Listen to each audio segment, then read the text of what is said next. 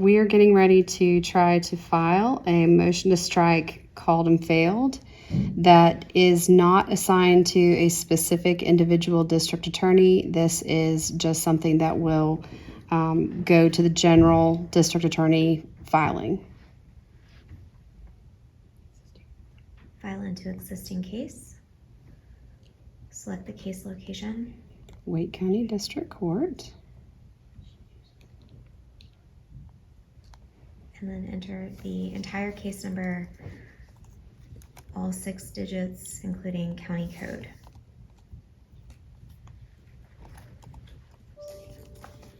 And 910 is the county code, correct? Yes, 910 is the county code.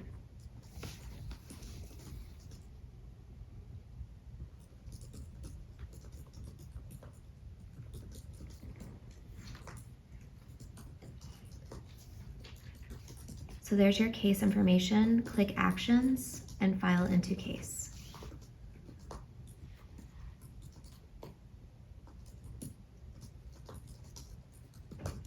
This is just the general case information. Click the next tab, Parties. These are the parties on the case, and then click the next 2 filings. This is where you'll upload your documents. Click Add Filing. We're going to do e-file only. Select your motion filing code. Client reference number would be any internal case specific reference numbers. I'm going to leave that blank. And then filing description.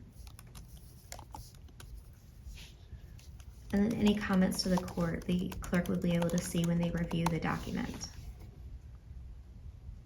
Click Select File.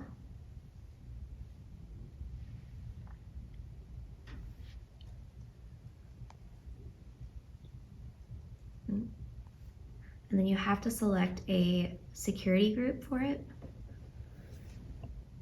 So what should we choose for this? This is a public document, so you'll do public.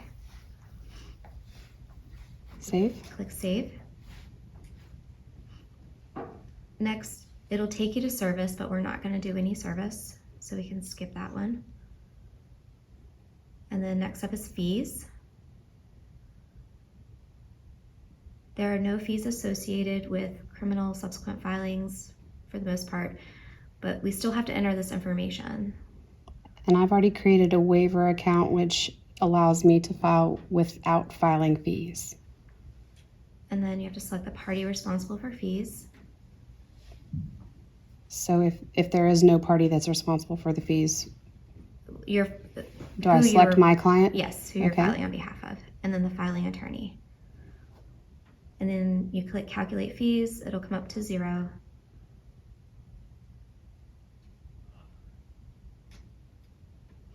And then click the Summary tab.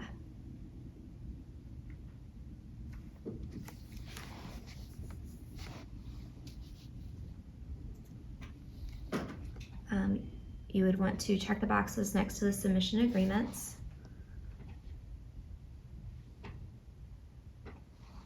And then this is just a summary of everything that you've done with this filing. You can edit from here, or you can submit. Once you submit it, you'll get an envelope number. Is that something we should be keeping track of?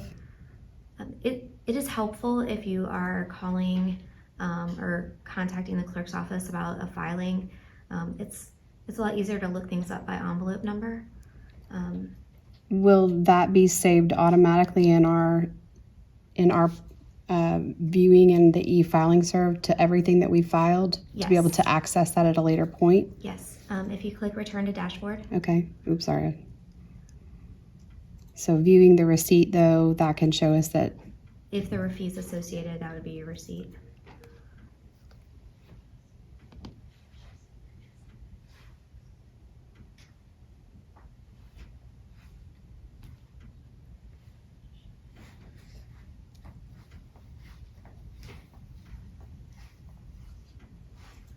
So you can go back to the dashboard. Okay. Okay. And then return to dashboard. Yes. Okay. So if you scroll up, you have a filing history and then you have drafts. The filing history is going to be everything that you submitted through File and Serve. Drafts are things that you started but did not finish and did not submit. So filing history keeps your last 3, but if you click View Filing History at the bottom, it will show everything that's been filed beyond those last 3. And I see I just got a notification in my email for having filed that submission. That's correct. So you can see the case number, and then you can see the status of submitted. And where do we go from here? Like, are there any actions to take at this juncture once this is done here? You can bookmark the case if you know it's going to be a case that you file into frequently. You can click Bookmark Case, and that'll appear on your dashboard. If you go back to the dashboard, we can see where that. So that is now at the bottom where it says Bookmarks. Okay, so we have successfully filed a motion to strike, call and failed. From here, where does the filing go? Right, so the filing will go to the clerk review queue, where the clerk will review the file, assign it a more specific event code, and then once it's accepted by the clerk, it will go to the case manager case. Then once it goes to the case manager case, it's now accessible in portal, depending on the security in your portal access. So in terms of the motion to strike, call and failed, this would then be routed by the clerk to the district attorney, and then from the district attorney directly to the judge, or would it go back to the clerk in the process? From the DA to the judge, and then back to the clerk for uploading in portal once it's completed. Is there any way to ascertain where your document is in process from this particular viewer? No. Okay.